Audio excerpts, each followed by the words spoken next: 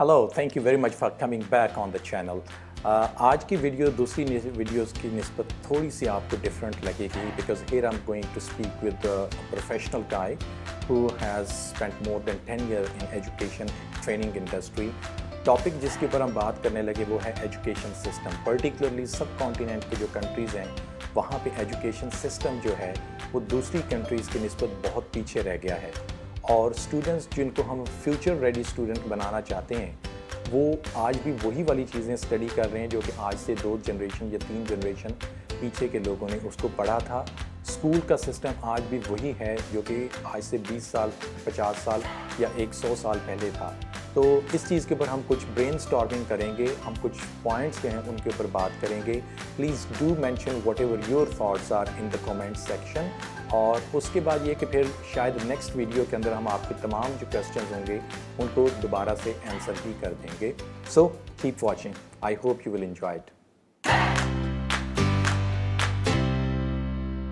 बात करने लगे हैं। Just to have a quick introduction, मेरा नाम साद है और मेरा अपना चैनल है अबाउट लाहौर और वहाँ पे 1 पाकिस्तानी 2 पाकिस्तानी OPTP के नाम से हम लोग पॉडकास्ट करते हैं। ये जो एक स्टाइल ऑफ कन्वर्सेशन है, अदनान ने जो इसमें इंटरेस्ट ज़ाहिर किया कि let's do it together. So from Adnan Suhail's video channel, YouTube channel, we are trying to also do this thing. और टॉपिक जो है वो अदनान आपको एक्सप्लेन करते हैं। Thank you, Saad, and I welcome you again on my channel, Adnan Sohail. Everybody जो भी इस चैनल के ऊपर मुझे देख रहे हैं, definitely they should go and like Saad's channel about Lahore. Of course, you will find a lot of spicy stuff there. So, topic what we are going to talk today is about the education system. Education system जो पाकिस्तान के अंदर है या overall अगर हम देखें Asian countries के अंदर या स्टिल मतलब कि यूरोप और अमेरिका कनाडा वगैरह वहाँ पे भी एजुकेशन सिस्टम जो है वो अभी काफ़ी पीछे है। लाइक हम बहुत आगे मूव कर चुके हैं। Let's assume just if I want to give you example. अगर हम देखें कि आज से व्हाट माय फादर स्टडीड और व्हाट देयर फादर और पेरेंट्स स्टडीड, तो क्लासरूम का जो एनवायरनमेंट है वो आज भी वैसा ही है। वही क्लासरूम, वही चेयर्स, वही एक टीचर सामने आता है, वो बोर्ड के ऊपर लिखता है और बच्चों को एक बड़ा सा बंडल जो है वो होमवर्क का दे देता है और बच्चे जाते हैं विदाउट थिंकिंग कि उसमें से वो क्या लर्न कर रहे हैं होमवर्क में से। They try to just complete that, जैसे कि उन्होंने सर से बोझ एक उतारना है और दैट्स इट। अब उस चीज़ के अंदर जैसे हम देखते हैं कि अब world and things has move really forward. और अगर मैं आपको ये बताऊं कि आज का जो एक एग्जेक्टिव या कॉरपोरेट इन्वायरमेंट है जिसके लिए हम बच्चों को तैयार कर रहे हैं तो वो उसके अंदर फिट नहीं होते। This is something I must admit कि मैं ख़ुद उस चीज़ को फील करता हूँ। आई होप कि आपकी भी कुछ ऐसे ही इसके ऊपर फीलिंग होगी कि जो हम एजुकेशन सिस्टम को पढ़ के लेके और एक फीलिंग लेकर मार्केट के अंदर प्रैक्टिकल एनवायरनमेंट में आते हैं तो वहाँ पे चीज़ें जो हैं वो डिफरेंट होती हैं। This is what we are going to talk कि वो क्यों एजुकेशन सिस्टम अभी तक भी पुराना ही चल रहा है जबकि दुनिया जो है वो बहुत ज़्यादा तेज़ी के साथ इवॉल्व हो रही हैं। ऑलमोस्ट हर 8-10 साल के बाद चीज़ें सब कुछ जो है वो इवॉल्व हो रहा है। So what are your thoughts? Adnan, इसमें अगर आप इसको देखो ना कि पूरा पैटर्न जो है वो सिर्फ एजुकेशन सिस्टम का नहीं है, हर अदारे में इस तरीके से है कि we just hope for the best, hope for good future, we don't prepare.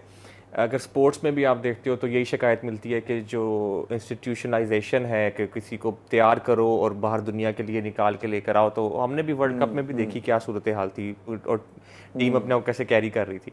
तो अगर आप देखो नॉर्मल जो पाकिस्तान का एक नौजवान है वो मेरे ख्याल से एजुकेशन सिस्टम से या इस सारे दकियानूसी सिस्टम से भी आगे निकल चुका है एटलीस्ट 3-4 साल।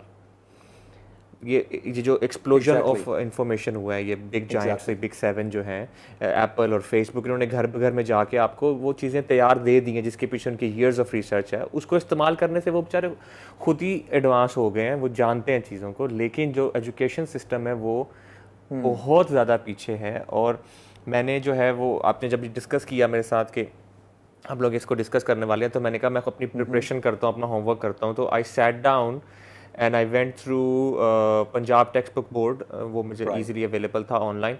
तो मैंने 6वीं जमात से लेकर 10वीं जमात तक की किताबों का पैटर्न देखा है, उनको स्टॉप सैम्पल रेड दैम, मैंने पास्ट एग्ज़ाम पेपर्स निकाल के देखे हैं कि क्या कर रहे हैं। और सबसे ज़्यादा सरप्राइजिंग चीज़ जो मुझे नज़र आई है अदनान, वो ये कि अभी रिज़ल्ट आउट हुआ, आई थिंक 2 या 3 दिन पहले 9वीं 10वीं का, और अमेजिंग मार्क्स हैं, बिल्कुल ऐसे ऐसे जैसे ही है। बांटे हुए हैं नंबर।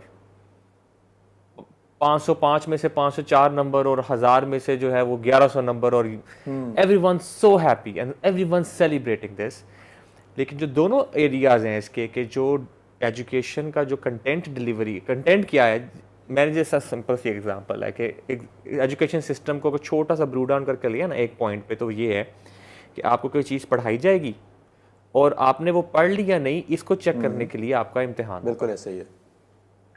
जो पढ़ाई जानी है वहाँ पे भी मेहनत की ज़रूरत है, और जैसे इम्तिहान होगा वो भी चीज़ ठीक नहीं है। तो ओवरऑल एजुकेशन सिस्टम जैसे आपने मेंशन किया है, ये बहुत पीछे रह गया, और ये फ्यूचर के लिए तो क्या, ये प्रेजेंट के लिए भी बच्चों को तैयार नहीं कर रहा है। और स्कूल्स जो हैं उनका फोकस फ्यूचर होना चाहिए। जब 4 साल बाद ये यूनिवर्सिटी से निकलेंगे तो इनके पास क्या होगा। अब एग्जैक्टली अब इसी के अंदर अगर मैं आपकी बात को यहाँ पे कंटिन्यू करूँ कि again I am going back, ये एग्जांपल सिर्फ समझाने के लिए मैं बात कर रहा हूँ everybody who is watching this video, कि जो आपके पेरेंट्स ने या जो उनके पेरेंट्स ने स्कूल के अंदर पढ़ा, देखें तब भी उनके पास जो कंपलसरी सब्जेक्ट होते थे और जो इलेक्टिव होते थे वो आलमोस्ट तब भी वही थे कि उनको मैथमेटिक्स भी पढ़ना है, उनको केमिस्ट्री फिज़िक्स भी पढ़नी है, उनको अलजबरा भी पढ़ना है। और वही चीज़ अगली जनरेशन, उससे अगली जनरेशन, तो पिछली मैं अगर 2 से 3 जनरेशन्स देखूं तो वही वाला कंटेंट है जो बुक्स के अंदर पढ़ाया जा रहा है, और वही वाला पैटर्न है जिसके ऊपर उन स्टूडेंट्स को टेस्ट किया जाता है। लेकिन अगर हम जिस चीज़ के लिए उन स्टूडेंट्स को तैयार कर रहे हैं, जिस फ्यूचर के लिए हम उनको रेडी कर रहे हैं, उस फ्यूचर को अगर देखें, या आज जैसे आपने राइटली पॉइंट आउट किया है कि हम प्रेजेंट को भी अगर देखें तो students are not ready for that. और इन्फॉर्मेशन का फ्लो इतना ज़्यादा है, मैं तो उसको कहता होता हूँ कि इन्फॉर्मेशन पोल्यूशन है, कि इतनी ज़्यादा साइड से वो इतने ज़्यादा इन्फॉर्मेशन हम तक पहुँचती है कि समटाइम बड़े जो हैं वो भी कंफ्यूज होते हैं, और डेफिनेटली जो एक स्टूडेंट या एक जो चाइल्ड होता है वो भी उसके ऊपर कंफ्यूज तो होता है कि जो वो पढ़ रहे हैं। लेट्स एज्यूम मैं मैथमेटिक्स की बात करता हूँ या एल्गोरिदम की हम बात करते हैं, या वो हम मसला फीसागोरस की और कुछ और चीज़ों की मैं बात करता हूँ, तो स्टूडेंट को तो पता ही नहीं है कि उसकी एप्लीकेशन क्या है। जब तक उसको उसकी एप्लीकेशन नहीं पता चलेगी तो तब तक उसको क्या फ़ायदा है उस चीज़ के पढ़ने का। और again as you are saying कि स्टूडेंट्स मार्क्स लेने की ना एक भाग दौड़ लगी हुई है कि if it is the 550 my child should get 540 549 even. हाँ, और वो अकेडमीज और स्कूल्स ने वो फार्मूला क्रैक कर लिया कि कैसे इनको करवाना है। वो रेडी करवा देते हैं बच्चे को, मतलब उनको पता चल गया है कि किस तरीके से इसको इस पैटर्न पे तैयार कराना है, कि अगर कोई भी ध्यान लगा के पढ़ लेगा, मतलब 3-4 महीने लगाएगा उसके ऊपर, पूरा साल होता, 1 साल होता है तैयार करने के लिए उसको, तो वो उसे पास कर लेगा। मैंने अदनान क्या किया, एक कुछ सैम्पल पेपर्स निकाले मैंने, मेरे पास अभी प्रिंटेड फॉर्म में है। 2019 का 10वीं जमात का मैंने इंग्लिश का पेपर लिया है, 8वीं जमात का बोर्ड का इंग्लिश का पेपर लिया है। And I chose English because science और मैथमेटिक्स में जो डिस्कशन का पॉइंट है वो प्योरली कंटेंट की डेप्थ है। क्योंकि अगर मैं उसको पॉडकास्ट पर लेके आऊँगा it will sound very boring. Otherwise जैसे मिसाल के तौर पे साइंस का पेपर मैंने निकाला हुआ है, ये भी एक मतलब 14 साल के बच्चे से एक्सपेक्टेशन है उनकी, ये इसका जवाब देगा। वो एक सवाल है कि इंसुलिन एक बायोटेक्नोलॉजी प्रोडक्ट है, ये किसके इलाज के लिए इस्तेमाल किया जाता है, और इसके 4 ऑप्शन अवेलेबल हैं, कैंसर, एड्स, हैज़ा और ज़ायबिटीज़। और इसमें ज़ायबिटीज़ का जो जवाब है, और इसमें 2 नंबर वो लेके निकल गया, और ये नंबर इस तरह बांटे जा रहे हैं। तो मैंने पूरा वो पढ़ा, इट्स वेरी बेसिक। मतलब जब मेरा बच्चा जो 3 साल का बेटा है मेरा, वो कोई भी एजुकेशनल साइंस प्रोग्राम टीवी से देख लेना अगर, तो इतनी बेसिक अंडरस्टैंडिंग उसको आ जाती है। तो ये मेरा, मैं भी इसके ऊपर इसलिए नहीं रोशनी डालूंगा क्योंकि ये एक बहुत डिबेटेबल चीज़ हो जाती है कि आपने गांव में भी पहुंचाना है नॉलेज, तो क्या वो भी इतने रेडी हैं, वेल इक्विप्ड हैं कि नहीं कि वो पढ़ सकते हैं उनके लिए, और सबके लिए एक स्ट्रक्चर लाना है गवर्नमेंट ने, तो दैट्स अ डिबेटेबल एरिया। लेकिन ये अंग्रेज़ी का जो एक पेपर है, इट्स वेरी सरप्राइजिंग अदनान, तुम हैरान हो गए। मेरा जो फोकस है यही कि जो नंबर बांट रहे हैं बस बच्चों को ना एक फैक्ट्री लगा के निकाले जा रहे हैं उसमें क्रिटिकल थिंकिंग, कॉग्निटिव डेवलपमेंट, उनका वो सब चीज़ें नापैद हैं बिल्कुल। बस ये है कि ये एक सवाल है और इसका जवाब देना है। ये 10वीं जमात का 2019 का पेपर है, ग्रुप 2 का, और ये ऑनलाइन अवेलेबल है ilmkidunia.com पे। मुझे इसका नाम नहीं लेना चाहिए, बीप कर देना। लेकिन सवाल है जी, answer any 5 of the following questions. ठीक है, और इसमें 10 मार्क्स टोटल है, तो एक क्वेश्चन के मैं अज्यूम करता हूँ कि 2 नंबर है। ठीक है अदनान, आपकी इंग्लिश माशाल्लाह बहुत अच्छी है, आपके चैनल पे मैंने देखा है, लेकिन इस सवाल का जवाब आप नहीं दे सकते। Is that? लेकिन वो बच्चे तो होंगे ना कोई जिन्होंने उसको अटेम्प्ट किया है और उन्होंने फिर उसको पास भी किया है। अब हम उसको, ये हम नुक्ते पे आए हैं, आप मेरे साथ बिल्कुल अब मैच करके ट्यूनिंग हमारी। हम देखेंगे क्या है। सवाल है जी, हु वाज जो, हाउ डिड ही ट्रीट पिप? हो गया ना फेल? हो गया बिल्कुल हो गया। This question is out of any context. ये अज्यूम ये कर रहा है कि बच्चे ने किताब में चैप्टर पढ़ के उसके जो एंड पे सवालात हैं उसको याद है और उसने उसमें से जवाब देना है। इसकी फॉर्मेशन देखो तुम, इसमें कोई क्रिटिकल थिंकिंग, कोई एनालिसिस नहीं है, प्योर रट्टा है इसके अंदर कि चैप्टर नंबर 5 के अंदर जो ने पिप को कैसे ट्रीट किया, उसमें चैप्टर नंबर 5 का रेफरेंस नहीं लिखा हुआ। इस सवाल के अंदर 8 सवाल दिए हुए जिसमें से 5 करने हैं, तो अगर आप चाहो तो आप और एक क्वेश्चन का आंसर कर सकते हो। जो क्वेश्चन है, is there any need of proper career counselling department and why? ये भी 2 नंबर का सवाल है। और इसकी और who was Joe and how did you treat Pip, इसमें दोनों में बैलेंस ही नहीं है और 2 नंबर है दोनों के। और अगर आप इसको डिटेल में देखो तो मैं डेफिनेटली यही आंसर करूंगा, who was Joe and how did he treat Pip, why should I be answering the career counselling department and why? और इसमें तो कोई 4-5 लाइनें लिखनी पड़ेंगी मुझे, तो ये मैं चॉइस में छोड़ दूंगा। Exactly. So it is total foul play. I am so I don't know. अगला सवाल देखो, 8 नंबर का सवाल है, 10वीं जमात, 16 साल का बच्चा है। आज पाकिस्तान का 16 साल का एक टीनेजर, उसको आप ये सवाल दे रहे हो, ट्रांसलेट इनटू उर्दू, और इसमें एक भी डिटेल वोकैबुलरी आंसर नहीं पूछा हुआ उन्होंने। क्या पूछा जी? I am glad that I have got a taste of what the real world has to offer. I have learned many lessons from my public high school, boarding school and work experience. Now I'm ready to learn many more lessons through my college experience. Although it has been tough, I have succeeded so far. I'm prepared to excel and make it much further in the years to come with my college education. इसकी उर्दू करनी है। एक complex structure नहीं है अदनान, एक vocabulary detail कोई ऐसा लफ्ज़ नहीं है जिसका मतलब ना पता हो 16 साल के बच्चे को जो चैटिंग करता है आज। और इस पे हम साथ मैं तो इसको नंबर्स देखो कैसे आ रहे हैं। मैं तो इसको बड़ी ही मतलब कि ना सिर्फ पैथेटिक बल्कि एक टेरिबल सिचुएशन कहूँगा कि स्टूडेंट्स को भी इस चीज़ का नहीं आइडिया है कि वो क्या पढ़ रहे हैं। Okay, they are quite junior, उसको अभी इस चीज़ की इतनी सेंस नहीं हो सकती। पेरेंट्स को भी नहीं पता है क्योंकि उनका भी एजुकेशन का कोई ऐसा बैकग्राउंड नहीं होता कि वो इस चीज़ को इतना अंडरस्टैंड कर सकें। लेकिन जो लोग ऊपर इसके बैठे हुए हैं, और स्पेशली अगर मैं इंस्टीट्यूशंस की बात करूँ, जो हायर एजुकेशन कमीशन है उसकी मैं बात करूं, तो वो उस चीज़ को क्यों नहीं आइडेंटिफाई कर रहे कि हम जो स्टूडेंट्स को पढ़ा रहे हैं। और इन्होंने ये दोबारा ये नया नहीं बनाना, कुछ ये बना बनाया मार्केट में अवेलेबल है। आप एओ लेवल्स को देख लो, मैंने इसके कंपैरिजन में ये किया था। ये मैट्रिक है, 16 साल का बच्चा करता है, और ओ लेवल्स में खास 14 साल का बच्चा करता है जो 8वीं जमात के इक्वल होता है। और उसका मैंने एक एग्ज़ाम पेपर निकाला है पास्ट, जस्ट टू अंडरस्टैंड कि हम लोग ज़्यादा क्रिटिकल तो नहीं हो रहे, बच्चों पर ज़्यादा हार्ड टफ तो नहीं हो रहे। तो ये सवाल है इसके अंदर, ये ओ लेवल्स का बच्चा आंसर कर रहा है। और ये मैंने बता दूं कि जब इंग्लिश का क्वेश्चन एग्जाम आता है ना, तो उनका पैटर्न होता है unseen, there is no chapter behind this normally. सवाल है इनका, can communities ever recover fully from serious natural disasters? 30 marks and 600 to 700 words. That's the complete subjective exam. That's it. This is all they have to write. But look at the cognitive behavior testing, critical thinking testing. Exactly. किस तरह वो answer इसके बनाएगा, उसके pros and cons लिखेगा, उसने खुद से लिखना है। और ये डेफिनेटली वो वाली चीज़ें हैं कि जब वो इसको यहाँ पे लर्न कर रहा है, प्रैक्टिस कर रहा है एग्ज़ाम के अंदर, या उसने ऑफ कोर्स क्लासरूम के अंदर भी उसको एक्सरसाइज किया होता है, तो जब ये बच्चे अपने प्रैक्टिकल लाइफ के अंदर जाते हैं, चाहे वो उसका सोशल बिहेवियर होता है या वो उनका कॉर्पोरेट बिहेवियर होता है, उसके अंदर ये चीज़ जो है फिर वो रिफ्लेक्ट करती है। ऑफ कोर्स, ये कितनी खूबसूरत बातें हैं कि ये हमारी नॉर्मल कन्वर्सेशन टॉक्स हैं। कल को जो बच्चे इंटरव्यूज़ के लिए जाते हैं तो उनके पास सोचने के लिए मटेरियल्स होते हैं। आपने जब आइल्स के लेक्चर्स पढ़ाते हो, आप जब आइल्स की टीचिंग कराते हो, तो आइल्स में जो बच्चे एओ लेवल से आते हैं वो आप मुझे बताओ उनका कितना फ़र्क होता है ऑफ कोर्स जो बिल्कुल आपके बिल्कुल नॉर्मल ऐसे ही का है, है। हाँ। वो एक मतलब कि ऑफ कोर्स दूसरों से 2-3 स्टेप आगे होते हैं, उनको वो एक स्टोरी बिल्डिंग।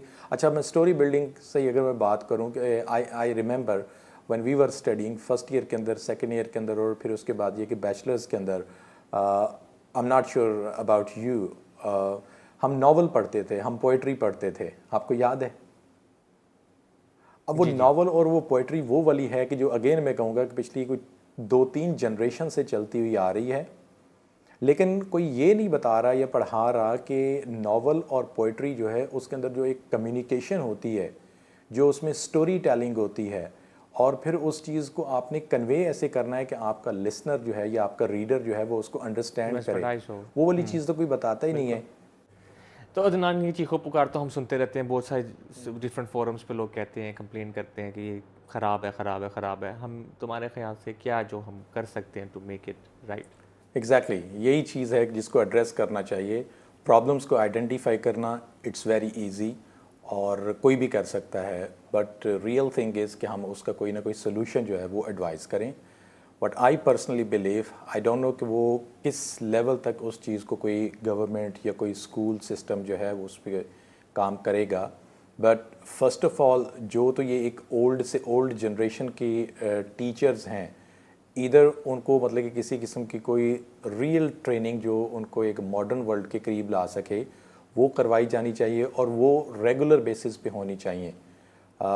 लेट्स से कि आज भी बहुत सारे स्कूल्स के अंदर जो है वो टीचर्स को कंप्यूटर का नहीं पता, और जो एक कंप्यूटर टीचर होता है उसको वो स्कूल के अंदर या कॉलेज के अंदर ऐसे समझा जाता है जैसे कोई बला आ गई है।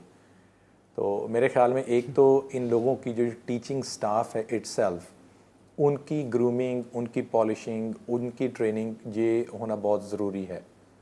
व्हाट डू यू से? बिल्कुल। ट्रेन द ट्रेनर प्रोग्राम्स जो है ये ब्रिटिश काउंसिल ने भी करवाए थे। एक इनका प्रोजेक्ट था जो जो यूनेस्को और यूनाइटेड नेशंस ने फ़ंड किया था। पहले जो था वो इस सब में भी करप्शन बहुत ज़्यादा शामिल थी अदनान। ये सब चीज़ों की ना बेसिस करप्शन आ जाती है, बाद में बड़ा दुख होता है। इन्होंने काफ़ी बड़े पैमाने पे इसको फैलाया था कि उसका नाम रखा था कुछ इल्म फंड करके, कुछ ऐसे करके इन्होंने काफ़ी फंडिंग आई थी, पता नहीं कहाँ गई। राइट।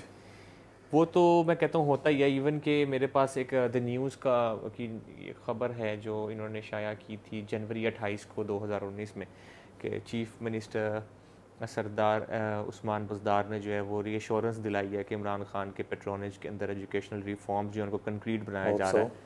इमरान खान ने ये कहा है कि ही डजंट वांट कि एक दफ़ा को चेंज करो और उसके बाद दोबारा उसको चेंज करते रहो, तो मेक अ कंक्रीट स्ट्रैटेजी कि ये लॉन्ग टर्म इसका इम्पैक्ट कैसे बेहतर हो सकता है एजुकेशन सिस्टम का।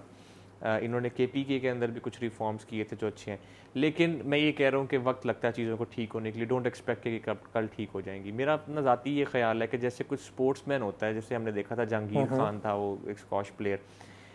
सिस्टम नहीं है, कुछ नहीं है, अगर आप चाहते हो कुछ करना तो you have to take the ownership. Exactly.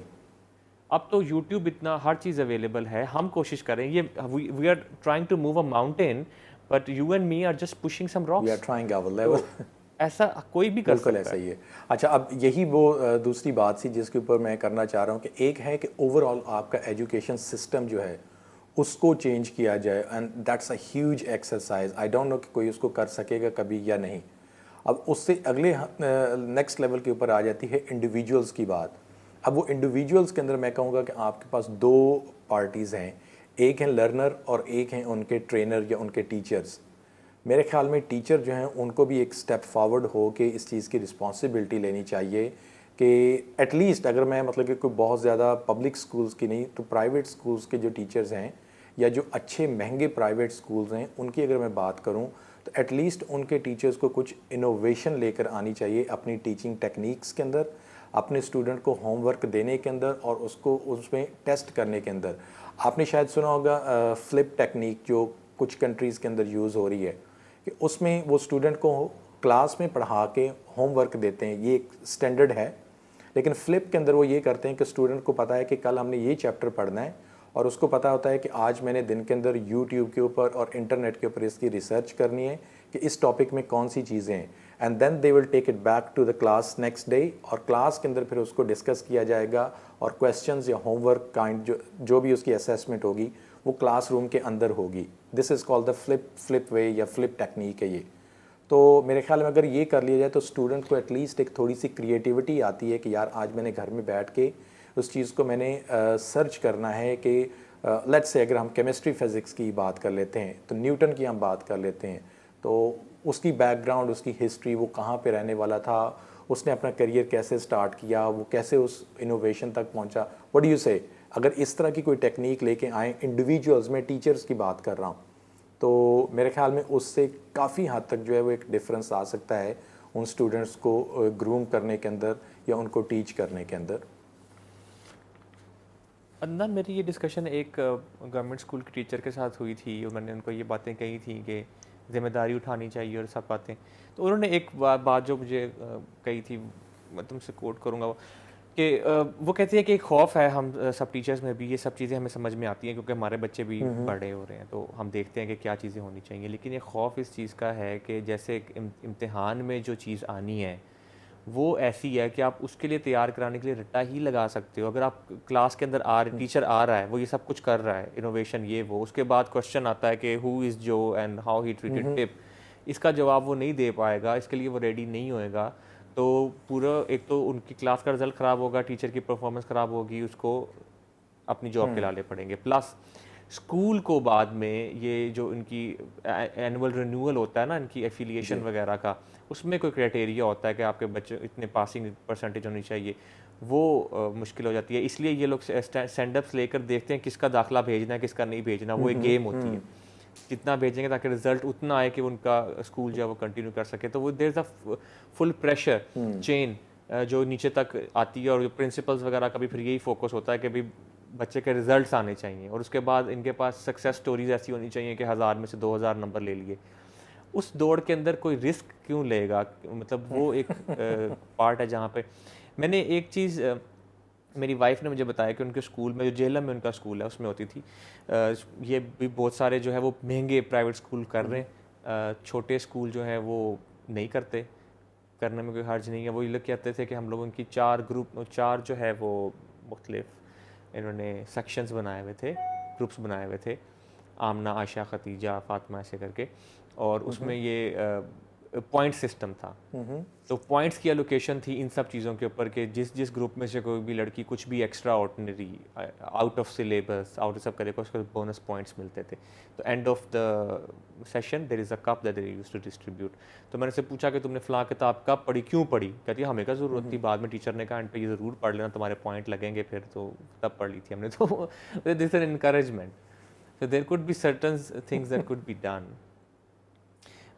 Teachers हमसे एंगेज कर लें यार। अच्छा, अब मैं कहूँगा कि यार जो थर्ड टीचर्स को एलिमेंट हमसे एंगेज करें। जी, हम sorry. अब इतनी मेहनत कर रहे हैं, ये प्रोग्राम बना रहे हैं, हमसे डिस्कस करें, फेसबुक पे आएँ, हम लोग वी आर रेडी बिल्कुल टू ऐसा ही ऑफर। है। अब मैं बात करूँगा साथ, अब जो जी, अब है कि थर्ड पार्ट, जो तीसरी इसके अंदर ओवरऑल मतलब कि पार्टी इन्वॉल्व है, और जो सबसे ह्यूज स्टेक जिसका है वो है स्टूडेंट या उनके पेरेंट्स। गवर्नमेंट्स जो हैं ये जो सिस्टम्स को डेवलप करने वाले हैं, हाँ, they शायद failed उनको or कोई they don't हिट नहीं care. पड़ेगी, इसलिए जैसे टीचर जो हैं उनकी भी किसी किस्म की कोई हिट नहीं उनको पड़ती है, एंड दे डोंट केयर, वो अपने आप को डेवलप नहीं करते हैं, वो अपने आप को अपग्रेड नहीं करते हैं।